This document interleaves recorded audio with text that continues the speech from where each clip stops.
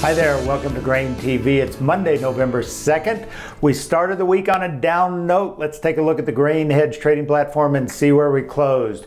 Both corn and beans in Chicago were off 5 3/4 cents, while wheat took a whopping 14.5 cent loss going into the close.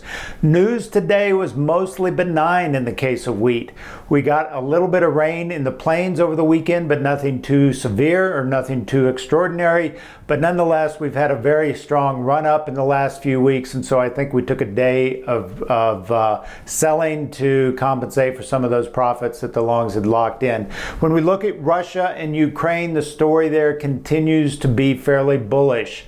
You know, the crop there, both countries are seeing exceptionally dry conditions as they go into dormancy. Ag ministers from both of those countries have said that the crop is really in sort of dire conditions. They're pointing to 2011 as an analog year. Back in those years, that's when they had really bad crops that were about 30% lower than normal. That's not to say we're going to get it, but that's certainly the state of the crop that we're going into the winter dormancy. So that gives some underlying support to wheat, but overall, this is a market that continues to face burdensome supplies, not only in the US, but globally. So we're gonna need something like a big short crop in Russia and Ukraine to get this market overly excited in the coming months. Let's take a look at some of the other news. In export inspections, we had a very good week again for beans, coming in well above expectations at 2.5 million metric tons.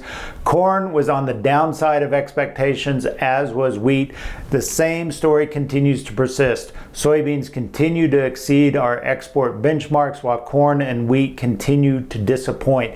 In the case of soybeans, the market continues to look at Brazil and look for a 100 million metric ton crop. That is continuing to keep pressure on this market. There was some rain over the weekend, but the crop there is behind pace in terms of planting as farmers look for more rain to come.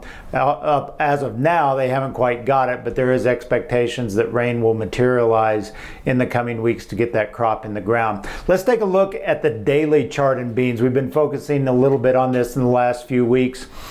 And what you can see is a solid downtrend here. We did break above the lower downtrend line, but we've been heading below that. And we now have this wedge that's set up with a high at $9 and a low at $8.50. And the question I would have for farmers is, where are you in terms of your pricing decisions? You know, a lot of people I've been talking to on the phone are saying they're looking for much higher prices.